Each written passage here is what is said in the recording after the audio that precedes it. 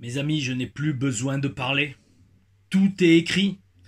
Oh oui, fois 2. Oh oui, bel esprit. Aou. Non, Aou est pas là, mais il est représenté sur ces posters de l'époque WS. Oh oui, oh oui. J'espère que la TLRAM d'hier soir vous a plu. Les retours le montrent.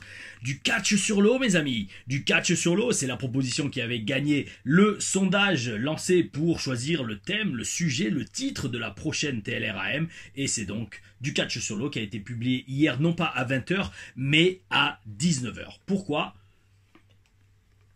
Parce que tout fraîchement rentré de Chypre, où j'ai passé presque 4 jours pour 3 shows de catch, dont un vlog en sera le sujet. Oh oui, oui, dès que j'aurai mis la main sur les vidéos des matchs en question. De rentrée de Chypre il y a moins de 24 heures, on rattaque déjà avec la hashtag TLR Reviews de Monday Night Raw du 7 octobre 2024. Mais avant d'y aller, petite introduction qui va peut-être durer 10 minutes, un quart d'heure, voire que 5 minutes, on verra. Seul l'avenir nous le dira. Seules les énergies de l'univers nous le diront. Et donc en parlant d'énergie de l'univers, forcément dans l'univers il y a ce qu'on appelle l'espace-temps, qui est la relation entre le temps et l'espace. Pour nous, en tant que être conscient, incarné dans des corps humains, matériels et de chair et d'os, nous sommes sujets, si nous nous laissons faire, au temps linéaire. Et le temps linéaire, c'est l'équivalent, grosso modo, de aussi l'espace. Parce que qu'est-ce qu'on qualifie de temps en tant qu'être humain ? Le déplacement, principalement, de la Terre vis-à-vis du Soleil et vis-à-vis de son axe de rotation sur elle-même. Donc, partie de là, qui dit espace-temps, dit forcément des temps différents selon les pays. Et donc, hier soir, TLRAM publié à 19h heure française. Pourquoi ? Parce que j'avais programmé la programmation depuis Chypre, où il y a 1 heure de plus. Donc, quand il est, par exemple, maintenant 13h37 en France, il est 14h37 à Chypre. Donc hier, mes amis, mes petits filous, vous avez eu la TLRAM 1 heure en avance. Normalement, c'est 20h le lundi soir. Voilà. Au moins, ça c'est dit. Le prochain sondage pour la prochaine TLRAM sera posté peut-être, écoutez, demain, mercredi, comme ça, on prend de l'avance, on gère tout ça. Et puis, voilà, quoi d'autre avant d'attaquer cette review d'un Monday Night Raw qui a duré que 2 heures cette fois-ci, qui était très bizarre à la sensation, mais nous allons voir ça dans la review. Ouais, rentrée de Chypre hier, assez fatigué, je vais pas vous mentir, mais de bons moments, de grosses images, le vlog, je pense, oula, vu le nez, je sais pas encore, j'ai pas encore transféré toutes les vidéos, mais je pense qu'il va faire un bon, si j'ai tous les matchs, un bon 2 heures, 2 heures et demie, donc à voir. Dites-moi dans les commentaires si un vlog de 2 heures et demie, c'est pas trop long, parce que celui pour l'Angleterre, oui, il faisait presque 3 heures, que j'avais fait pour la tournée chez Brian Dixon en 2020, oui c'est ça, février 2020, donc est-ce que c'est pas trop long un vlog de 2 heures, 2 heures et demie avec les matchs ? Après c'est comme une sorte de film, c'est vous le mettez, vous passez la soirée devant un vlog d'une tournée à Chypre de Tom Laruffa sur la chaîne YouTube Tom Laruffa. À vous de me dire mes amis dans les commentaires, je les lis tous, je vous écoute et je vous réponds la plupart du temps. Dernier truc avant d'attaquer la review, parce que ça en fait j'en ai pas parlé ni dans les reviews, parce que j'en ai pas fait depuis, ni sur internet, mais dans le vlog j'en ai parlé, mais comme ça sera sûrement publié avant le vlog, autant le dire tout de suite, mes amis, toujours saisir l'occasion quand elle se présente. Et j'ai saisi l'occasion quand elle s'est présentée et j'ai effectué une interview, sit-down interview avec Ulf Hermann. Ulf Hermann, légende européenne du catch, un Allemand qui a catché à la ECW à la fin des années 90, qui a catché dans 48 pays, il m'a dit, dans sa carrière, et c'est le père d'une catcheuse très en vue en ce moment au Japon, à Marigold, puis je pense, c'est quasiment sûr, on la verra un jour à la WWE, si elle gère bien sa carrière, si elle se blesse pas et qu'elle garde une bonne attitude. Bowzilla, si ça vous dit quelque chose, dites-le moi dans les commentaires. J'ai interviewé son père, légende du catch européen qui avait catché en France à l'époque justement pour Flash Gordon, pour Eurosport, l'émission qui était filmée qui était diffusée sur TF1 aussi d'ailleurs, parce qu'il y a ces matchs sur YouTube, il me les a montrés contre Prince Zephy, contre d'autres catcheurs français ou européens et c'est top. Vous voyez, en fait, des émissions de catch avec le logo TF1 dessus, rien que ça, c'est un truc de ouf. Et c'est pour ça, je vous redis, enfin bon, allez, c'est parti pour 10 minutes d'intro, que les TLRM, moi, ça me fait super plaisir de les partager, c'est pour vous montrer la richesse de l'histoire du catch français. Et quand vous allez voir, notamment dans cette interview, je mettrai des petits clips des matchs de Ulf Hermann avec le logo TF1 derrière lui, mais on se dira, mais waouh, où est passée cette époque ? Où est passée cette époque ? Donc, les gens qui disent, oui, le catch français, c'est mort, ou alors le catch français est en plein renouveau, non, le catch français a toujours vécu, mais seulement pour le savoir, enfin, oui, pour le savoir, pour en avoir conscience, il faut le savoir. Et c'est pour ça que moi, j'essaye de transmettre tout ça à travers la chaîne, mes amis. Oh oui, oh oui. Et donc, allez, c'est parti, on attaque. Juste 5 minutes d'intro. On va tester un format différent. Je vais essayer de faire des reviews plus courtes maintenant, parce que c'est vrai que chaque fois c'est 45 minutes, 1 heure. Je vais essayer maintenant de me concentrer, comme depuis le début ça devait être le cas, sur des reviews d'une demi-heure. Et là, je pense que ça va aider. Qu'est-ce qui va aider? Le fait que Raw, maintenant, je crois jusqu'à la fin de l'année, jusqu'au passage sur Netflix, va faire 2 heures. Eh ben, alors, est-ce qu'un Raw de 2 heures est aussi digeste qu'un Raw de 3 heures? C'est ce que nous allons voir tout de suite, mes amis, dans hashtag TLR Reviews, épisode, je crois, numéro 42. Maintenant, je commence à mémoriser même les numéros. Oh oui, oh oui. Donc, Raw commence et c'est en direct de Saint-Louis, dans le Missouri. Ce soir, on nous annonce que nous allons avoir un match entre Sami Zayn et Gunther pour le championnat poids lourd mondial. On nous l'annonce pas, on était au courant. D'ailleurs, je m'étais engagé, si Sami Zayn gagnait le titre, de devenir le fan numéro 1 de Johnny Gargano. Est-ce que ça a été le cas? Eh ben, c'est ce que nous allons voir tout de suite, mes amis. Donc, par contre, il faut m'expliquer depuis quand Sami Zayn est un poids lourd. Parce que bon, c'est quand même pour le championnat mondial poids lourd. Si Sami Zayn est un poids lourd, bah écoutez, moi aussi les amis. Hein. Non, bon, après je sais, alors j'allais dire je sais, oui je sais, mais c'est pas normal que les poids sont pas vraiment respectés dans ce domaine, notamment en catch. Mais bon, c'est pour ça que j'ai jamais été un fan, moi, non seulement déjà d'annoncer les poids des catcheurs, et surtout de faire des championnats poids lourds. Parce que je vous redis, aujourd'hui dans le catch, qui peut dire que c'est vraiment un poids lourd? Il y en a, attention, il y en a, Gunther en est un, totalement, Drew McIntyre c'en est un, mais même si un Punk, c'est pas vraiment un poids lourd. Parce que, poids lourd, alors à la limite, c'est quoi? C'est 100 kilos ou 90 kilos? Faudrait savoir. Soit c'est 225 livres, soit c'est 200 livres. Dans tous les cas, 200 livres c'est 90 kilos, 225 c'est 100 kilos. On sait, ceux qui font du développé couché, oh oui, vous le savez, mes amis. 225. Donc, voilà, depuis quand Sami Zayn est un poids lourd? S'il vous plaît, dites-moi dans les commentaires. Je vais beaucoup me relayer maintenant sur vous sur les commentaires, hein, parce qu'il y a beaucoup d'interrogations qui arrivent, et notamment le gang des serpillères s'est agrandi à ce Raw et à ce jour. Donc, je pense très sincèrement à créer un t-shirt, le gang des serpillères. Parce que là, ça devient limite un clan. C'est pas le Blue World Order, non, c'est le clan des serpillères. Et nous allons voir ça en détail. Mes amis, donc Sami Zayn contre Gunther, on va avoir aussi Sheamus contre un gamin de 8 ans qui s'appelle Butch, et Jey Uso contre Xavier Forêt pour le titre intercontinental. Donc le show commence avec un clip qui nous résume Bad Blood, et j'allais dire c'est très intéressant de voir qu'ils mettent en dernier dans le clip le Hell in a Cell. Mais bon, c'est pas parce que le Hell in a Cell aurait dû être le main event, même si beaucoup pensent comme cela, peut-être moi y compris, mais tout simplement aussi le mettre en dernier dans le clip parce que s'ensuit direct une apparition de CM Punk qui sort en boitant, et ça me permet de rebondir en disant que le corps humain est absolument incroyable. Au Rumble, CM Punk s'explose le triceps. Opération, cicatrisation, rééducation, et il revient au top de sa forme, et ça lui permet de survivre à probablement un des matchs les plus brutals de sa carrière. Respect total, amour inconditionnel envers le corps humain et la nature qui l'a créé. Respectons la nature, mes amis, n'essayons pas d'aller contre nature, parce que si c'est en général, si vous faites ça, c'est vous prenez les valeurs et vous les inversez. Oh oui, et ça c'est de la MERDE. Et donc, notre ami CM Punk nous fait une promo qui vient du cœur. Il remercie ses fans, il remercie ses collègues de boulot, notamment dans les vestiaires bien sûr, et surtout il remercie également ses haters, parce que, et ça c'est logique, plus vous me hatez, plus j'ai du feu pour m'alimenter, et ça, dans un sens, alors moi, je vais pas dire j'ai des haters, je vais pas avoir cette prétention, et puis pour être un hater de Tom Larifa, il faut avoir un problème dans sa tête, mais non, plus sérieusement, sans parler de haters, j'avoue, c'est être un alchimiste énergétique de transformer du positif en négatif, et ça, bel esprit, je connecte avec ce que dit CM Punk. Mais il nous dit également qu'il ne sait pas ce que le futur lui réserve. Alors là, mes amis, par contre, tout de suite, déjà un petit avertissement à notre ami CM Punk, parce que t'es gentil frérot, mais avec le contrat à au moins 6 voire 7 chiffres que tu dois avoir, ton futur c'est quoi? C'est d'autres matchs à la WWE. Donc ne nous la joue pas violon. Genre oui, je suis tellement fatigué, je sais pas ce que le futur me réserve. Frérot, t'as signé un contrat avec sûrement un certain nombre d'apparitions, un certain nombre de matchs à faire.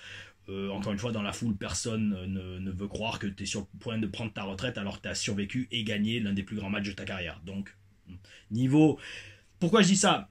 Mes amis, c'est pas pour faire genre oui, mais bon, le catch, en fait, il faut quand même rester dans le spectacle. Non, bien évidemment, mais c'est surtout que en fait, la promo a été écrite ou alors jouée de façon très moyenne, tout simplement. Le mec, il peut arriver et dire écoutez, les amis, je vais vous parler franchement. Hier, je me suis donné à fond. Je sais pas combien de temps je vais mettre pour me remettre de ce match. Mais en tout cas, vous me reverrez, ça c'est sûr, mais je sais pas quand. Voilà, ça oui, mais dis pas un truc genre, je sais pas, je sais vraiment pas de quoi le futur sera fait. Non, parce que ça, personne n'y croit. Personne n'y croit, mec. C'est, bon, enfin bref, c'était moyen. Et donc, parti de là, merci à Seth Rollins de s'être ramené, parce que il lui coupe la parole, il lui met un petit coup d'épaule, bel esprit au passage, qui nous fait comprendre, de façon implicite ou directe, carrément, que un jour ou l'autre, nous allons voir ces deux se refriter, peut-être à WrestleMania, et franchement, je suis pour, parce que non seulement là on aura une histoire personnelle et les promos de ouf que ça va nous donner, ça sera top. D'ailleurs, mes amis, en parlant de promos, bel esprit parce que, pour être honnête avec vous, j'ai vu beaucoup de Seth Rollins dans ma carrière, et notamment en personne, aussi bien dans des matchs sur des live events NXT que dans des promo days devant Dusty Rhodes. Et j'ai jamais trouvé qu'il avait quelque chose de bien au micro. C'était surjoué, c'était forcé, il n'y avait pas de charisme. Même quand quand j'ai recommencé à remater les shows et qu'il faisait Seth Rollins, freaking Seth Rollins, à se forcer à rire, genre comme ça, c'est de la MERDE. Là, par contre, dans sa promo, je l'ai vraiment aimé. Là, parce que là, il était intense. Là, il était down to business. Fuck, bel esprit. Franchement, bel esprit. Il a lancé un message à Bronson Reed, en grosso modo en disant qu'il va le démolir et qu'il va se venger. Et franchement, belle intensité. Belle intensité. Et je ne pensais sincèrement jamais dire ça, mais même du charisme chez Seth Rollins. Du charisme au micro. Bravo, bravo, bravo. Là, on voit la patte de la WWE. Quand vous êtes au sommet de la WWE et que vous êtes à la télé toutes les semaines et que vous avez la machine derrière vous et que vous avez la confiance qui se construit, c'est très dur. Faudrait vraiment le faire exprès pour être naze. Et bah là, bel esprit, Seth Rollins montre qu'il a atteint le sommet également. Peut-être pas le sommet, mais un très très haut niveau en promo, au moins à l'égal avec son travail in-ring. Oh oui, oh oui. Et alors là, je comprends pas parce que soit c'était des trucs de temps ou alors pour surprendre les gens, mais t'as carrément Jey Uso qui enchaîne son entrée alors que Seth Rollins est encore dans le ring. Bel esprit. Allons, testons des nouveaux trucs comme ils ont testé d'ailleurs l'attaque de Kevin Owens sur Cody Rhodes. D'ailleurs, on y reviendra un peu plus tard, mes amis. Donc, Jey Uso arrive et qu'est-ce que ça veut dire? Un match pour le titre intercontinental entre Jey Uso et Xavier Woods, alias Xavier Forêt, Xavier Bois. C'est à vous de choisir, mes amis. Choisissez, parce que Woods, ça veut dire aussi bien forêt que bois, hein, bois au pluriel. Donc, il faut choisir un jour ou l'autre. Et ben moi, je choisirai, ça sera Xavier Forêt, parce que c'est plus marrant à dire. Tiens, pas de lutte. Ça commence direct en coup et spot. Ok, d'accord, intéressant, pourquoi pas. Alors, Woods m'a fait halluciner. À un moment dans le match, je sais pas si vous l'avez vu, il a utilisé super kick et il a fait un tombé derrière. Depuis quand, dans le catch moderne, on utilise le super kick, à part quand c'est Tom Larifa qui le fait, comme un finish, ou comme une tentative de finish? Est-ce que le super kick n'est pas devenu juste un coup de poing? Est-ce qu'on fait pas un super kick, où on en fait 2 ou 3 pour faire une autre prise derrière? Expliquez-moi, mes amis. En tout cas, respect à Xavier Forêt pour avoir fait ça. Et alors là, par contre, j'ai pas compris la fin. Je pense que je suis pas le seul comme ça. Victoire clean et rapide de Jey Uso. Ça sort de nulle part. Boum, Xavier Forêt se fait coucher. 1, 2, 3. Ok, d'accord. Est-ce que, justement, donc comme je le disais, est-ce que Xavier Forêt rejoindrait le clan des Serpillères? C'est la question. Dans le clan des Serpillères, maintenant, on a officiellement Bayley, tout le Judgment Day, et peut-être Xavier Forêt. Ça commence à être un gros clan. Hein. Ça, c'est... Alors, je suis plus à Chypre, j'ai plus besoin qu'on éponge l'eau par terre dans ma salle de bain, mais avec la pluie qu'il y a en ce moment à Nice, je pense que des gens vont pas mal avoir besoin de serpillères sur la Côte d'Azur. Donc mes amis du clan des serpillères, je redis Bayley, Judgment Day, Xavier Forêt, vous êtes plus que les bienvenus à Nice, oh oui, oh oui, sur la French Riviera, sur la Côte d'Azur. Les serpillères sont les bienvenus ici à la Côte d'Azur. Le pire, c'est que je déconne, mais je déconne, mais je suis en fait sérieux dans ce que je dis. Le truc, c'est à la fois entre, je sors mon texte, oui, je sors ma review. Je le pense dans un sens, mais en fait ça me fait même pas rire c'était vraiment vraiment bizarre. Après, en toute franchise, soyons honnêtes, personne ne le voyait gagner, hein, Xavier Forêt. Hein. Mais bon, le faire perdre de cette façon, est-ce que c'était la meilleure des solutions? Je sais pas.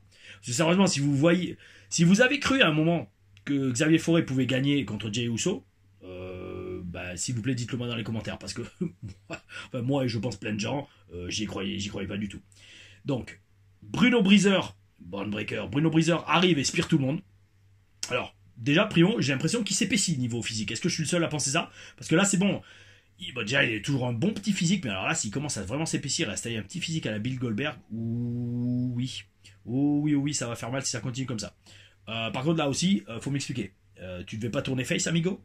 T'avais pas commencé à faire une promo de face la semaine dernière et là par contre tu reviens, t'attaques tout le monde. Bon, je dis pas que c'est heal, mais c'est pas non plus super face. D'ailleurs, en plus, j'ai l'impression, alors voilà, je te pose la question, Bruno Breezer, mais en toute franchise, je pense que même toi, tu connais pas la réponse. Parce que, après, on a un segment backstage où une des meufs veut l'interviewer, je sais même pas son nom, et il lui met un gros vent. Elle lui demande, Bron, tu peux nous expliquer ce qu'on vient de voir? Et là, il regarde et il part. Alors peut-être que, en fait, même lui, il sait pas s'il doit être face ou heel. Et je pense que des fois, ça arrive à la WWE, on sait pas la direction et on jette des trucs sur le mur, on voit ce qui colle. Ok, d'accord, nous verrons. L'avenir nous dira si Bruno Breezer va être babyface, heel ou, je déteste ce terme, twinner, ça veut absolument rien dire. Twinner, ça veut rien dire. Et en général, que ce soit les catcheurs ou les fans qui utilisent ce terme, c'est que vous avez rien compris à l'histoire. Ça n'existe pas un twinner. C'est pas un twinner. En fait, pourquoi ça n'existe pas et pourquoi ça me gave? Parce que les gens ils disent ça. Oh, moi je suis un twinner. Et ça arrive des fois à des catcheurs aussi qui disent ça sur les shows. Ouais, moi je suis un twinner, je suis pas vraiment face, je suis pas vraiment heel. Non, en fait, ça veut dire que tu sais ni bosser l'un ni bosser l'autre. Ça veut dire que t'as un personnage tellement pourri que tu sais pas si t'es face ou heel. Et aussi, c'est que tu essayes de dire ça pour justifier le fait qu'en fait tu fais ce que tu veux. Mais c'est pourri ça en fait. Tu peux pas raconter une histoire si t'es pas clairement un héros et un antagoniste. C'est la base de n'importe quelle histoire. Et comme le catch, on raconte des histoires en catch, en tout cas à la télé, à la WWE, et ben c'est ça. Il faut clairement un héros et un antagoniste. Et les mecs qui sont, oh ouais, moi je suis un twinner, non. Ce qui fait de vous un twinner, entre guillemets, c'est le fait qu'à la base vous êtes heel, mais l'histoire vous transforme en babyface. Regardez Steve Austin. Steve Austin, à la base, son personnage, c'est un personnage de heel. Stone Cold Steve Austin. C'est un mec qui fait des fuck à tout le monde, qui insulte tout le monde et qui fait ce qu'il veut. Ça, c'est un heel, les amis. Un babyface respecte la loi et les règles. Et il est droit dans ses bottes. Un heel, il fait ce qu'il veut et il envoie flipper tout le monde. Ok, d'accord, cool. Maintenant, l'histoire des storylines a transformé Stone Cold en babyface. Il a transformé en babyface en le mettant contre un mec qui était encore plus méchant que lui, Vince McMahon. D'ailleurs, on reparlera de Vince aussi, notamment dans la question que j'ai sélectionnée, mais pour une petite annonce que je fais, normalement. Donc, tout ça pour dire, être un twinner, ça veut rien dire. Donc, Bruno Breezer, il va falloir enfin, c'est pas toi qui décide, mais il va falloir que les scripteurs décident ce qu'ils font de toi. Oh oui, oui. Alors, suite à ça, il nous remontre un tweet de Triple H qui parle de l'attaque de Cody Rhodes, l'attaque qu'a subi Cody Rhodes aux mains de Kevin Owens. Alors là, voilà, j'ai pas commenté parce que je l'ai vu après la review de Bad Blood, qui marche très bien d'ailleurs, merci à vous mes amis. Et ce que je dis de ce segment, alors filmé entre guillemets par les fans et diffusé online sur les réseaux sociaux, bel esprit. Très très bel esprit. Parce que c'est une belle utilisation des réseaux et de la technologie pour worker le système. Alors, oui, bien sûr, on se doute bien que ça rentre dans les storylines, d'accord. Mais c'est crédible et unique et je kiffe.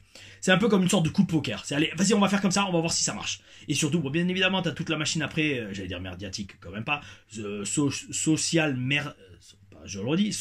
médiatique qui se met en marche pour retweeter, faire mousser le truc. Oula, le ciel s'assombrit, mes amis. Mon visage s'assombrit aussi. On va augmenter un peu la lumière. Non, ça c'est le zoom. Pour ceux qui regardent, non, c'est le zoom encore. Ouais, voilà, tranquille, super. Oui, parce que j'ai pas mis l'éclairage avec l'anneau, parce qu'il fait jour encore. Mais comme c'est nuageux et qu'il pleut, pas encore, on n'entend pas les cliquetis sur le Velux.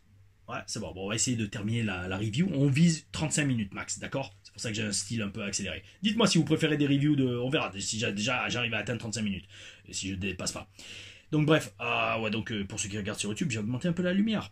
Parce que oui, j'ai pas mis l'anneau de lumière et le ciel s'assombrit, j'ai l'impression. Oh non, oh non. Donc bref, j'ai kiffé ce petit segment qu'on a eu après Bad Blood entre Kevin Owens et Rhodes parce que c'est une utilisation, comme je dis, voilà, donc c'est une utilisation de la technologie et du monde actuel pour que ce soit essayer de le rendre un peu plus crédible. Bel esprit. Et ça voudra dire aussi aux fans, il faudra toujours être à l'affût de filmer le petit segment qui va faire que ma vidéo va mousser sur les réseaux. Oh oui, oh oui. Suite à ça, mes amis, nous avons Fight Night. Alors, j'ai rien compris. Donnybrook match. Alors, c'est qui Donnybrook? Je sais pas, ça m'intéresse pas. C'est quoi, grosso modo? C'est un no disqualification match avec un décor de pub irlandais autour du ring. Ok, d'accord. Allez, c'est parti. Sheamus contre Butch. Mes amis, une chose est sûre, je n'ai pas la bouche pleine de Butch. Il me gave. Je connecte pas. Et d'ailleurs, on va voir pourquoi dans ce match, mes amis. Comme le dit Wade Barrett, hey, Wade Barrett de Isht, à l'inverse, ça m'est venu. En fait, Wade Barrett, je sais pourquoi j'ai jamais fait de jeu de mots sur Barrett. Ouais, Barrett de shit. Bon, bref, c'est un ODQ match, donc voilà, avec des décorations de pub irlandais. Alors, tiens, faut m'expliquer. Faut m'expliquer pourquoi l'office de la WWE se sent obligé de pusher autant Pete Dunne. Je comprends pas. Parce que je vois pas Alors, je vois pas, alors non seulement je vois pas une WWE superstar en lui, et surtout, je vois pas ce qu'il a de spécial. Expliquez-moi. Même Ilya Dragunov a plus de choses que Pete Dunne, en fait. Alors peut-être c'est parce qu'ils ont investi beaucoup d'argent en lui et qu'il faut rentabiliser, ça des fois ça arrive. Des fois ça arrive. Des fois vous voyez des mecs à la télé qui ont un push, pourquoi? Parce que ça fait 3, 4, 5, 6 ans qu'ils sont sous contrat à la WWE et quelqu'un dans l'office dit ouais, là par contre ça fait 6 ans qu'on le paye à rien faire, faudrait qu'on ait un retour sur l'investissement. Là dans ces cas-là, je veux bien accepter que ce soit une des raisons pour lesquelles on nous enfonce dans la gorge comme ça Pete Dunne. Pas chaque semaine mais presque. Mais mis à part ça, please help me mes amis, please help me. Donc Pete Dunne à un moment par contre il m'a fait légèrement petit sourire en coin, il prend une chute sur une corde à linge, je sais pas si vous l'avez vu, en tombant sur le ventre. Ça, c'est une chute qu'Hugo Pérez prenait très souvent à la WS, comme vous le verrez dans les TLRM, oh oui, oh oui. Et c'est même une chute que, à un moment, j'avais commencé à prendre. Il y a après les confinements, donc en 2021. Été 2021, j'ai commencé à prendre cette chute sur une corde à linge, boum, et au lieu de prendre une chute arrière, on tombe et on pivote et on tombe sur le ventre, jusqu'à ce que je me flingue l'épaule. Jusqu'à ce que je me flingue l'épaule gauche dans un match contre Fabio Ferrari à la HCP en août 2021, et que je sois out pendant 4 à 5 mois. Et en fait, parce que j'avais fait une surrotation, d'ailleurs la vidéo est sur cette chaîne, hein, vous pouvez descendre en bas et voir blessure à l'épaule de Tom Larufa, et vous voyez un clip, juste le passage de la blessure, je fais une surrotation, au lieu de tomber à plat ventre, je tombe de tout mon poids sur la clavicule, et à disjonction acromio-claviculaire, grosso modo c'est le ligament qui attache la clavicule à l'épaule qui avait pété, et hop, la clavicule sortait comme ça. Pas à un stade 3 limite, donc j'ai pu éviter l'opération, merci l'univers, merci les forces, mais voilà, j'étais out quand même pendant 3 à 4 mois, alors qu'à la base le docteur en annonçait au moins 6, mais comme j'ai accéléré la rééducation, j'ai pu revenir plus tôt pour vous divertir sur les shows, oh oui mes amis. Alors tiens, d'ailleurs, dans ce match, on a eu la deuxième coupure pub du show et toujours pas de plongeon avant la pub. Et là, par contre, je dis ça sans rigoler, je pense sincèrement qu'ils ont dû faire un meeting à la WWE il y a quelques mois, pas par rapport au hashtag TeleReviews, même si on va faire semblant de croire que oui pour le fun et pour les blagues dans la vidéo. Donc oui, en fait, il y a quelqu'un dans l'office de la WWE qui a regardé les hashtags TeleReviews et qui se dit, bon, là, il y a Tom Larufa qui est en train de dire, et il a raison, qu'avant chaque coupure pub, il y a un plongeon avant la pub. D'ailleurs, c'était le titre d'une review de Raw, si je me souviens bien. À vérifier, mais j'en suis quasiment sûr, parce que j'ai quand même, je sais pas pourquoi, une très très bonne mémoire. Il faudrait que je calcule mon QI, je suis sûr que ça en fait partie. Mais bref, tout ça pour dire, je pense qu'ils ont sincèrement eu une réunion de All Talent Meeting et dire bon maintenant les gars arrêtez de faire des plongeons avant les coupures pub parce que c'est la solution facilité, c'est la solution paresse et au final on se retrouve avec 5 coupures pub et chaque fois un plongeon avant la pub, il faut qu'on arrête ça. Et donc là, avant la pub, qu'est-ce qu'on a eu? Je sais plus. Soit c'était un coup, c'est une prise sur les prônes ou un coup, une prise à l'extérieur du ring, mais en tout cas on n'a pas eu de plongeon. Donc bel esprit. Bel esprit, bel esprit, bel esprit. En parlant de bel esprit, mais l'opposé du bel esprit, donc le non bel esprit, superplex de Pete Dunne sur Sheamus. Je comprends pas. Enfin, là, je comprends vraiment pas. Pourquoi Sheamus, tu prends un superplex d'un mec qui est haut comme 3 pommes, qui pèse littéralement 65 kilos, voire 70 gros maximum, et surtout, quel agent a autorisé ça? Moi je suis pas un big guy, mais je vois un mec comme Sheamus qui chute sur une superplex d'un mec comme Pete Dunne, mais je fais non stop, on arrête le match, stop, stop, stop, stop. Et là je vais devant la foule, je fais écoutez, désolé, je sais qu'on est en direct, on va couper, je sais pas pourquoi on coupe même si on est en direct, mais je veux pas de cette prise dans ce match. Voilà, littéralement dans ma tête je ferai ça, je le ferai pas en vrai, mais dans ma tête je fais ça, parce que c'est incroyable de voir une superplex. Enfin, c'est incroyable dans le mauvais sens du terme. C'est pas genre oh quel exploit, non, c'est juste ça n'a aucun sens, littéralement aucun sens. C'est comme si dans Game of Thrones, vous voyez comment il s'appelle Tyrion qui arrive devant la montagne, il le prend à une main et il le jette du haut du château. What the fuck, je comprends pas. Je comprends pas, alors ouais c'est ça en fait, ça va être ça le titre de la vidéo. Je n'ai pas compris ce Monday Night Raw, je pense sincèrement. Parce qu'il y a eu beaucoup de trucs, j'ai eu beaucoup de trucs spéciaux en fait. Sheamus fait passer Dunne à travers 2 tables et la foule est folle de joie. Alors ça aussi, je comprends pas pourquoi la foule, maintenant, est en extase, j'allais dire à un orgasme. Oui, littéralement, à un orgasme chaque fois qu'elle voit une table se péter. Je comprends pas. C'est du catch? Est-ce que maintenant le catch est devenu il faut à tout prix casser une table? Pareil, expliquez-moi mes amis. Expliquez-moi ou je comprends pas, je sais pas, ça va peut-être être le titre de la review parce que voilà. Ça fait maintenant presque 3 mois, juillet, alors août, septembre, ouais, presque 2 mois et demi, presque 3 mois que j'ai repris les shows, ça y est, je comprends plus le catch. Ce Monday Night Raw, ou alors c'est peut-être parce que comme Raw, je suis habitué à ce qu'il fasse 3 heures, et là il a fait que 2 heures, je suis complètement perturbé, ou alors c'est le décalage horaire de Chypre, 1 heure c'est énorme, je sais pas mes amis, je sais pas, je comprends pas, expliquez-moi, voilà. Je sais pas, je comprends pas, expliquez-moi ce Monday Night Raw, ça va être ça le titre de la vidéo, oh oui. Mes amis, alors ouais, continuons dans le délire.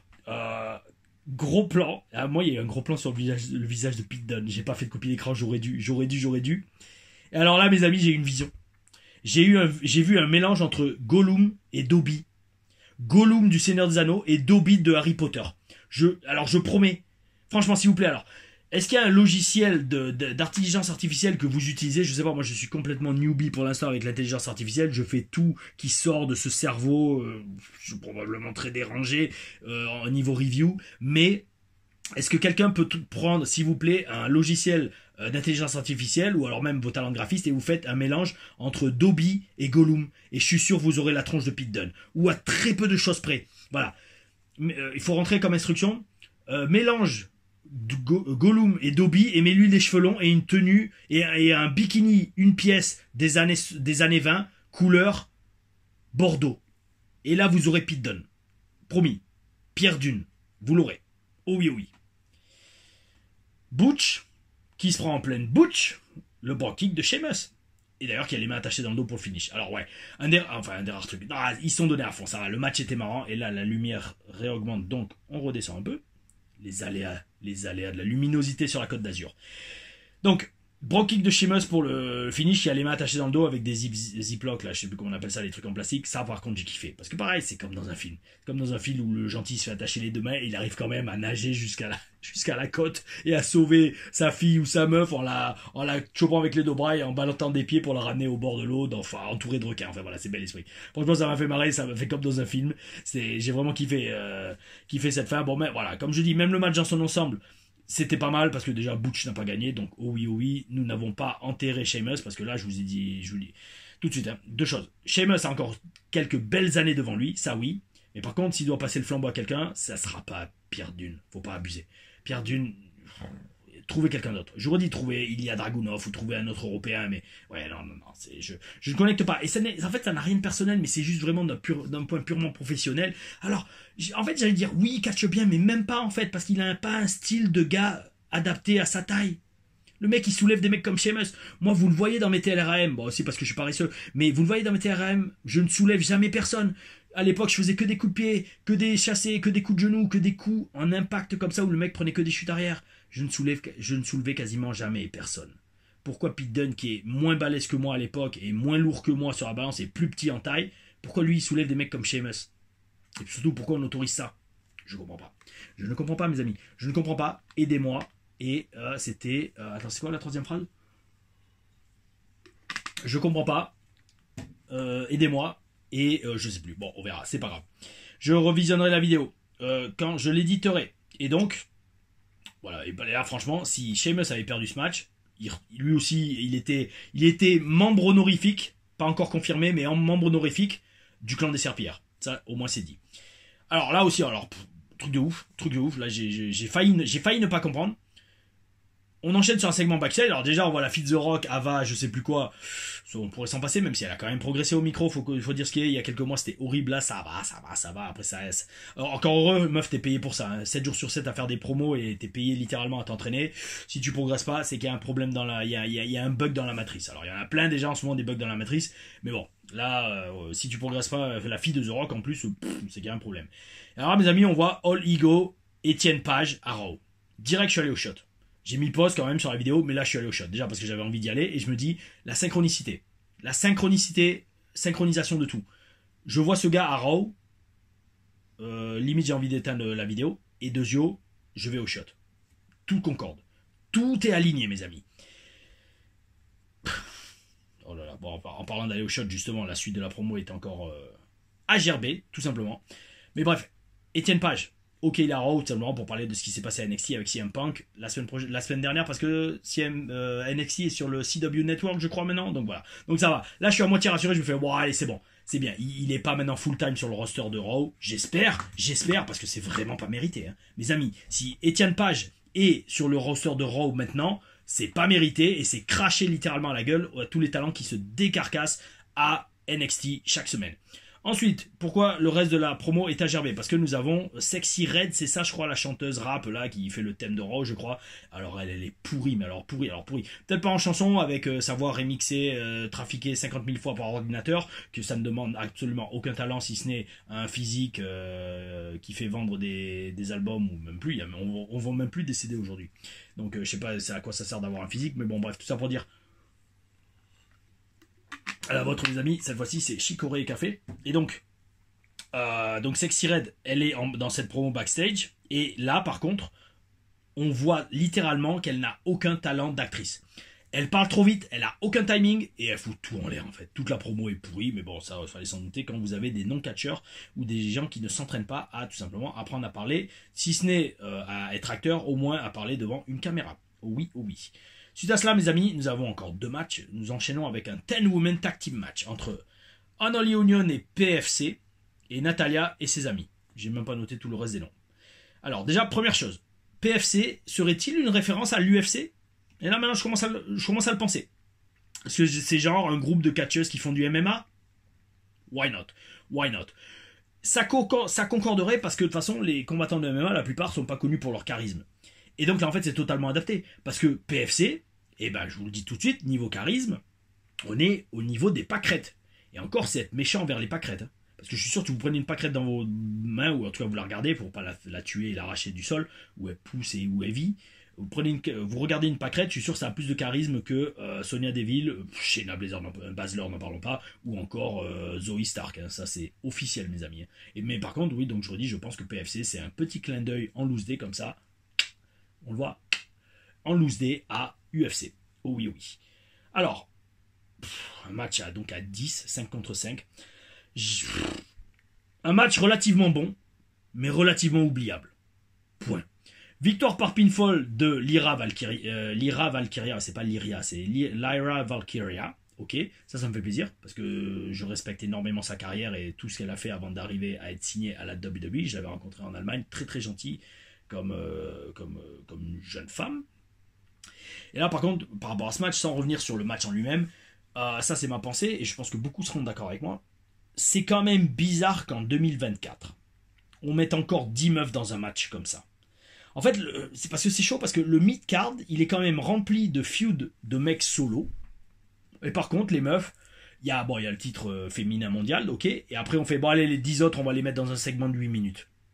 Les mecs, vous pouvez pas écrire autant de segments solo, de feuds solo pour des meufs que pour les mecs? Est-ce que ça on reste en mode, entre guillemets, il y a que les mecs qui peuvent faire du bon catch? Parce qu'après, attention, c'est peut-être ce que pensent les officiels ou c'est peut-être vraiment le cas, je sais pas, parce que peut-être une des raisons pour lesquelles, notamment PFC, sont dans des matchs en équipe, c'est pour cacher leurs lacunes. Ça c'est clair et net, hein, aussi bien niveau personnalité que niveau catch. Maintenant, de là à mettre les meufs, genre allez, le match des divas, le match... en fait, diva, c'est même plus diva, mais c'est cette impression qu'on a.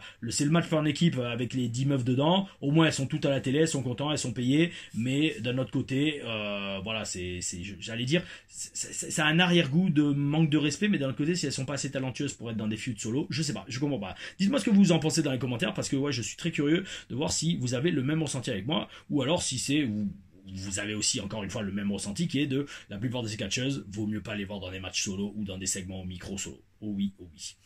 Et mes amis, arrive enfin le main event. C'est pour ça que c'était un Raw bizarre, parce que Raw de 2 heures, ça a des arrière-goûts de SmackDown, et c'est là qu'on se rend compte que, ouais, je sais que 2 heures c'est une bonne durée pour un show de catch, mais quand on est habitué à des Raw de 3 heures, ça faisait bizarre. Et donc là on arrive déjà au main event, et je vous redis, je regarde le temps à chaque fois, ce main event n'a eu que 14 minutes là aussi, quasiment entre 12 et 14 minutes, ce qui est quand même pas beaucoup pour un main event, surtout un match de championnat. Match de championnat, poids lourd, entre Sami Zayn, le non poids lourd, et Gunther, le champion poids lourd. Sami Zayn fait son entrée, et après son entrée, là, alors heureusement, ce qui a sauvé le show, #ironie, c'est qu'on a enfin Jade Cargill qui justifie et mérite son salaire amplement. Nous avons un clip vidéo où elle dit clairement « Maintenant que j'ai fini d'être la host de Bad Blood, donc je suis payé pour ça, je ne suis pas une catcheuse, je suis payé pour être la host de Bad Blood, et bien il est temps de retourner, alors ça par contre c'est moi qui le mets, il est temps de retourner essayer de justifier mon salaire en catchant la semaine prochaine. » Match de championnat par équipe entre Damage Control et Bianca Belair et Jade Cargill. Alors tout ça pour dire que c'est quand même hallucinant de voir... je fais une fixette sur elle parce que je vous redis, je pense que son salaire est super élevé et je suis toujours pas j'ai toujours pas digéré le fait qu'on foute en l'air la carrière solo de Bianca Belair pour la foutre en équipe avec elle. Tout simplement pour cacher ses lacunes. Ça me gave. Ça me gave, et puis c'est pas comme ça. Cette mentalité du business, ça me gave, mais c'est comme ça, à la WWE, il faut l'accepter, sinon vous partez, mes amis. Et donc, ça pour dire, la meuf, c'est ça, la meuf du show, là encore, elle a pas catché, elle a rien fait, c'est juste un segment de 2 minutes, préenregistré en plus, où, écoutez, maintenant que j'ai fini d'être la house de Bad Blood, et ben la semaine prochaine, il est temps de retourner dans le ring, et la semaine prochaine, alors oui, Damage Control voulait faire les kékés, voulait faire les belles à dire que vous pouvez nous battre, ben vous savez quoi, on va vous affronter la semaine prochaine. J'espère sincèrement que Damage Control va gagner, comme ça un peu, ben, alors après, je pense pas que ça fera qu'on verra moins de Jade Cargill, ça non, mais franchement, je vous le redis, je sais pas le salaire qu'elle a, mais si c'est plus de 100 000 $, c'est du vol. Parce que les gars à NXT font pas ce salaire-là. 100 000 $ par an. Donc les gars à NXT font pas ce salaire-là. Et je peux vous dire, à NXT, les 3/4 du roster, en tout cas à la télé, sont plus talentueux que Jade Cargill. Et ça, c'est criminel d'un point de vue professionnalisme et catchesque. Voilà, je l'ai dit, et de toute façon, c'est la vérité. Sami Zayn a sa game face on. Il vend l'histoire du match avec son visage. Il est tellement concentré que, je vous le dis, même avec son visage, il nous fait comprendre l'histoire que ce match est très très très important pour lui. Très très très important, pourquoi? Parce que Gunther arrive et il a la ceinture autour des hanches et lui aussi il est très concentré. Dans son introduction, il est précisé que Gunther représente Imperium. Et là je fais, ah bon, ça existe encore? Est-ce que Imperium existe encore? Je ne comprends pas. Dites-le moi dans les commentaires, s'il vous plaît, parce que en fait, d'accord, en fait, Gunther est toujours plus ou moins pote avec Louis l'Empereur, qu'on n'a même pas vu du tout sur le show, même pas une intervention dans ce match. Mais par contre, voilà, qu'est-ce qu'Imperium aujourd'hui? Je comprends pas. Donc, quel est l'intérêt de préciser que representing Imperium? Faut m'expliquer, ma chère Samantha Irvine. Le match commence et on a un lock-up de merde. Et là, ça, par contre, je me permets de le dire parce que combien de fois on s'est fait chier dessus à l'entraînement au Performance Center si on faisait un lock-up pourri. Et là, franchement, les deux, ils ont fait un lock-up assez mou. Alors, pareil, je dis pas qu'ils savent pas catcher, je loin de là moi l'idée, mais je sais reconnaître un bon lock-up d'un mauvais lock-up et ça, c'est un lock-up très très très moyen. Mais peu importe, parce qu'après le match quand même a bien délivré, il a été très très bon. Gunther a pris son temps, il a l'avantage. La vente de Sami Zayn toujours au top, ça aussi, c'est un thème récurrent sur la chaîne. J'apprécie beaucoup que Gunther, au final, ne tente pas de tomber au milieu du match. Pourquoi? Parce qu'en fait, il veut faire souffrir Zayn. Et il veut lui faire regretter son choix de l'avoir défié. Et de lui avoir manqué de respect. Et ça, c'est storytelling. Ok, c'est un match de championnat.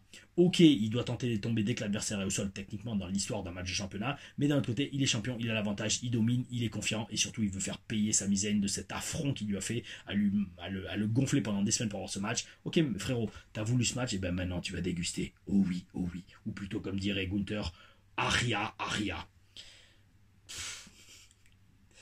Sami Zayn arrive à revenir dans le match, mais malheureusement c'est à l'extérieur du ring, donc il faut le remonter sur le ring, le gros Gunther. Non, et comment on peut dire la grosse Bertha, mais en version masculine? Le gros Robert? Le gros Bébert? Je sais pas. Bon, cela permet à Gunther de revenir dans le match et de mettre une lariat à Sami. Alors là, pareil, il me fait rêver. Sami qui chute littéralement sur l'épaule et sur le cou. Comment il a fait pour survivre? Bonne question. Et d'ailleurs, pourquoi je dis ça? C'est marrant, encore une fois, synchronisation, synchronicité. Je vous ai parlé de ma blessure à l'épaule que vous pouvez trouver sur ma chaîne en descendant tout en bas, en voyant blessure à l'épaule de Tom Larufa ou un truc comme ça, blessure de Tom Larufa. En fait, c'est quasiment la même chute que j'avais pris. Enfin, en tout cas, j'avais été quasiment de la même façon. Et ils me font halluciner, les mecs comme Zayn ou Daniel Bryan qui te prennent des chutes de ouf sur la nuque. Et les mecs, comment vous faites pour pas avoir un coup en 1000 morceaux? Je sais pas. Expliquez-moi, j'aimerais bien savoir. Mes amis. Oh oui, oui. Une autre question, d'ailleurs. Alors là, par contre, je la pose de façon générale. Pareil, il faut m'expliquer. Comment les scripteurs de la WWE ont-ils pu penser que quelqu'un dans l'univers de la WWE pouvait légitimement croire que Sami Zayn avait une chance crédible de gagner contre Gunther? Je comprends pas. Est-ce qu'ils avaient tous fumé? Est-ce qu'ils avaient tous bu? Est-ce qu'ils se sont dit non, mais vous en faites pas, on va réussir à faire ne serait-ce que croire ou espérer les gens que Sami va gagner? On le saura peut-être jamais. On le saura peut-être jamais. Pourquoi? Parce que Gunther gagne avec le sleeper hold, qui est une prise par contre magnifique, ça j'y reviendrai après, mais je redis. En fait, le truc, c'est ça. Ils nous ont booké ce match. Ok, d'accord, c'est pour la pop, c'est pour donner quelque chose à Gunther. Alors, est-ce qu'ils ont booké cette storyline et ce match sans trop savoir ce qu'ils allaient faire à Crown Jewel? Est-ce que c'est peut-être pas ça la raison? Mes amis, maintenant, franchement, c'est ça que j'aime bien dans les télé-reviews. J'en suis à 40 minutes, donc mission non accomplie pour faire 35 minutes de review. Et pourtant, croyez-moi, je speed. Hein. Je speed et j'essaye de speeder. Hein. À vous, dites-moi si vous préférez ce format avec des reviews plus courtes ou si je devrais être nature peinture et aller jusqu'à 1 heure, 1 heure et quart. Dites-le moi s'il vous plaît, j'ai vraiment besoin d'un feedback. L'important quand même, c'est quand même aussi, une des choses importantes, c'est de faire grandir la chaîne. Et si vous êtes là à dire, oh putain, encore une heure de review, je vais pas la regarder, il faut que je sache. Parce que le but, c'est quand même dans un sens aussi de faire des vues pour que de plus en plus de gens viennent chercher la bonne parole. Oh oui, oui. Mais bref, tout ça pour dire. Maintenant, je me dis sincèrement, est-ce qu'en fait, ils n'avaient pas prévu de faire Gunther contre Sami Zayn à Crown Jewel et qu'entre-temps, le prince d'Arabie Saoudite ou alors même les scripteurs de la WWE se sont dit, non, ça va être un main event pourri, personne va y croire. Faisons plutôt le truc champion contre champion. Ouais, peut-être c'est logique. Parce que, en fait, c'est bizarre qu'ils nous aient construit Sami Zayn pendant des semaines pour un match à Raw et qu'ils perdent. Bon, alors, il n'allait pas gagner, ça c'est sûr. Hein. Mais au moins qu'ils nous ont pas fait commencer à nous faire espérer qu'il allait gagner. Parce que franchement, en toute franchise, hein, on va se parler franchement, Sami Zayn, il a dû y croire, je parle dans son personnage. Dans son personnage dans le ring, il devait se forcer à y croire qu'il allait gagner le match. Dans la salle, il y a eu quelques fans qui y ont cru, parce que quand même, c'est ça, quand on voit du catch en direct, on y croit. On suspend son incrédulité, comme on dit, suspension of disbelief. On suspend son incrédulité, et on rentre dans le jeu, et on se dit, allez, peut-être, vas-y, Sami. Mais à la télé, personne n'y a cru. Quand on est à la maison et qu'on regarde sur son ordi ou à la télé, je peux vous dire direct, tout le monde savait que Sami Zayn allait perdre. Donc bon, partie de là, ouais. Est-ce que c'était pas prévu pour être à Crown Jewel ce match et qu'au final ils ont changé les plans et lapsus révélateur.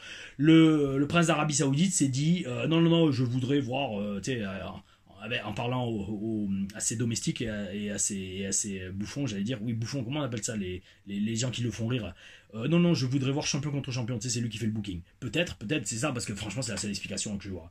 Donc bref, Gunther gagne avec le sleeper hold. Par contre, c'est très très bien vendu. Sami a très très bien vendu dans ce match. Je redis, moi, il faut que j'étude maintenant Sami Zayn pour ses ventes.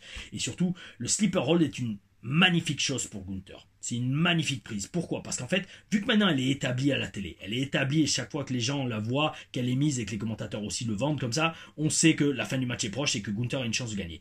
Vu que c'est une prise de soumission, la foule chaque fois se rallie à fond derrière le babyface pour que soit il attrape la corde, soit il se dégage, soit il n'abandonne pas. Et c'est pour ça que on m'avait dit, Al Snow m'avait toujours dit, et il a eu totalement raison, à Impact, une prise de soumission en finish, c'est uniquement pour les heels. Alors, bien sûr, faut pas être noir ou blanc, faut pas être jour ou nuit. C'est toujours dans le gris qu'il faut être, notamment, surtout en catch, surtout en art, surtout en sport. Mais, sur le principe, il a totalement raison. Une prise de soumission en finish, c'est pour les heels. Pourquoi ? Parce que la foule va toujours encourager un babyface à ne pas abandonner. À l'inverse, en fait, la foule va plus encourager un babyface à ne pas abandonner, comme ils l'ont fait avec Sami dans ce match. Exemple parfait. Que d'encourager un heel à abandonner. Vous voyez ce que je veux dire ? Et en fait, quand Al Snow m'a expliqué ça, en un peu plus de détails, j'ai compris direct et je me suis dit, déjà Al Snow il a un super esprit, il faut que j'apprenne le maximum avec lui, c'était à la TNA. Et Dezio, ouais, il a totalement raison. Et c'est pour ça qu'en fait, Gunther avec le sleeper hold, c'est magnifique parce qu'il peut la mettre sur n'importe qui. Ça connecte, maintenant qu'elle est établie et qu'on la prend vraiment au sérieux, quand c'est Gunther qui l'a fait, bel esprit. Oh oui. C'était quand même un bon petit main event, même si encore une fois, on n'y a pas cru. Et comme on n'y a pas cru et que Sami Zayn a perdu, poil au CUL, je n'achèterai pas de t-shirt de Johnny Gargano. Désolé à tous les fans de Johnny Gargano, mais je pense pas qu'il doit y en avoir beaucoup vu son talent et son manque de charisme et surtout son manque de physique. Mais voilà, vu que Sami Zayn n'a pas gagné, non, mes amis, je ne deviendrai pas le fan numéro 1 de Johnny Gargano. Et j'ai presque envie de dire aussi, Sami Zayn rejoint maintenant le clan des serpillères. Parce qu'en fait, dès son match fini, dès que Sami Zayn s'est planté sur le match le plus important de sa carrière de ses peut-être 3 dernières années, plus important que techniquement le match intercontinental à WrestleMania, parce que c'est là, c'était pour le titre mondial. Dès que le match est fini qu'il a perdu, direct, Cody Rhodes arrive, et là on comprend que maintenant, le 2 novembre, on aura Gunther contre Cody Rhodes. C'est bon, allez, on a fini la partie avec Sami Zayn, ça devient une serpillière, maintenant on se concentre sur Rhodes et Gunther. Mes amis, si ça c'est pas être une serpillière, je ne sais pas ce que c'est. Donc maintenant le clan des serpillères s'agrandit avec Bayley, le Judgment Day, Xavier Forêt et Sami Zayn. Ça commence à faire pas mal de gros noms dans le clan des serpillères. Oh oui. Donc c'était, mes amis, un Raw de 2 heures qui était vraiment différent d'habitude. Logique avec 1 heure au moins. Et alors il y a eu ils ont mis des petits indices de problèmes techniques à l'écran. Alors est-ce que c'est pour rappeler aux gens que les Wyatt Six existent toujours ou c'est pour amener leur retour, je sais pas, la semaine prochaine bientôt, je sais pas. Il y a eu beaucoup de gens qu'on n'a pas vu sur ce Raw, ou très peu, mais c'est ça quand on a un show de 2 heures. Et ça me fait me demander, vous m'aviez dit, je sens qu'il y en a qui m'ont dit que SmackDown va passer à 3 heures quand Raw passe sur Netflix. Mais alors, si Raw, et je pense que c'est le cas, va faire 3 heures sur Netflix et SmackDown aussi, 6 heures de catch. Alors, ça va être énormément de boulot pour les TLR Reviews, oh oui, oh oui. D'un autre côté, ça va faire tant mieux parce que ça va donner du boulot à beaucoup plus de catcheurs. Et ça, mes amis, c'est très très bel esprit que mes sœurs et mes frères catcheurs qui font partie de la société, peut-être pas secrète, mais presque, qui est le catch professionnel, mes amis, que vous ayez du boulot et que vous ayez des bons matchs et que vous restiez en bonne santé, oh oui, c'est ce qui compte. Et même si ça fait très mal, j'inclus légèrement dans ce groupe Jade Cargill, parce que même si elle ne sait pas catcher, en attendant, elle prend des chutes dans un ring. Et n'importe qui prend des chutes dans un ring, que ce soit un stagiaire, un mec qui s'entraîne, ou un catcheur régulier, ou pas régulier, ou moins ou quoi, ça demande le respect, croyez-moi, parce qu'une chute, ça fait mal, surtout sur un ring pas bon, comme vous le verrez des fois sur les TLR AM, oh oui, et que vous l'avez vu hier sur ce match, sur l'eau, où le ring, le ressort s'enfonçait dans l'eau, et c'était horrible de chuter là-dessus. Oh non, oh non. Mes amis, arrive l'heure traditionnelle du commentaire de la question sélectionnée, de la sélection de la question pour cette hashtag TLR Reviews de Monday Night Raw. Alors, la question nous vient de Lucien Lavillenie, 1720, beau pseudo, amigo. Alors, ta question, je vois pas c'est dans quelle vidéo, parce que je vois pas la copie d'écran, le petite miniature de la vidéo où tu me l'avais posée, mais elle est assez ancienne, si je dis pas de bêtises. Oh oui, oui. Alors, lisons-la, mes amis. Petite question. Tu parles souvent de l'époque Vince comme étant particulière. Peux-tu donner via tes collègues ou ton expérience, la différence entre la direction de Triple H et de Vince? Merci encore. Alors, c'est une très très bonne question, amigo, et ça me permet de dire plusieurs choses. Déjà, primo, je pense faire une review du documentaire sur Vince McMahon sur Netflix. J'ai quasiment fini de le regarder, et même si ça, je pense que ça va être une longue review, il y a beaucoup de pensées. Là, il me reste juste le dernier épisode à regarder. Il y a beaucoup de pensées qui viennent. Alors, c'est pas sûr encore. Il faut que je vois l'inspiration comme elle vient. Parce que comme j'ai regardé en haché les épisodes, je sais presque plus déjà ce qu'il y avait dans l'épisode numéro 1. Donc, à voir. À voir. Je vous promets rien, mais je vais y penser. Mais au final, ce qui est sûr et certain, c'est qu'un jour, je vais faire une TLR story sur toutes mes interactions avec Vince McMahon. Et comme ça, en fait, je me demande même si ça ne sera pas en fonction de ça, ouais. Peut-être faire, en fait, en même temps de cette vidéo-là, la TLR Stories sur mes interactions avec Vince McMahon, parce qu'il y en a eu plusieurs quand même, il y en a eu vraiment plusieurs. Ouais, est-ce que j'en profiterai pas pour parler de son documentaire? Nous verrons, mes amis. Mais pour te répondre, mon cher Lucien, donc la différence entre Vince et Triple H, tout simplement, je l'ai surtout vécu, senti, et m'en suis entretenu à Backlash et à Lyon, à SmackDown de Lyon. Pourquoi? Parce que mec, je vais te donner un exemple très concret. Très concret. Sans rentrer trop dans les détails. Quand t'es extra à la WWE, ou même ça m'est arrivé quand j'étais à NXT et que j'allais à Raw et SmackDown, quand j'étais sous contrat, grosso modo, si t'es pas membre actif du roster, dès que t'arrives, tu vas manger rapide avant tout le monde, pour pas que tu aies l'air de prendre la place à table ou la nourriture de quelqu'un qui est régulier à Raw ou SmackDown. Et dès que c'est fait, tu te mets en tenue et tu vas au bord du ring. Parce que si jamais quelqu'un a besoin d'un mec pour prendre des prises, ou au moins ne serait-ce que montrer que tu as envie de montrer ce que tu vaux sur le ring, au moins tu es prêt et au moins tu es là. Même si tu fais rien, au moins sois au bord du ring, mais fais des trucs si tu peux, tu vois. Mais ne monte pas sur le ring tant que quelqu'un t'a pas invité à le faire, pour faire simple. Et donc, moi je suis à SmackDown. Je suis à SmackDown backstage donc l'après-midi, et là je parle avec pas mal de potes, notamment des arbitres, et là je dis à un des arbitres, je lui fais yo, tu penses que je devrais aller me changer, mettre mes bottes et mes genouillères et mettre un t-shirt et tout, parce que j'étais en costard avec la chemise brillante, les lunettes de soleil autour du cou, etc. Tu vois. Et là l'arbitre en rigolant, il me dit, c'était Rudy Charles, un arbitre très en vue à la WWE, c'est celui qui avait la petite caméra sur le côté, Bad Blood, je crois que c'était pour le match Liv et Dominique il me semble.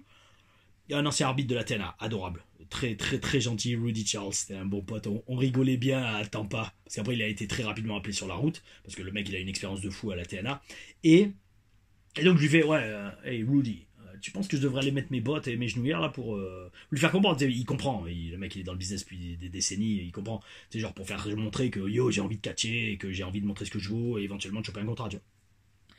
Et là il me regarde en sourire, il fait non, t'inquiète pas, c'est plus comme ça ici.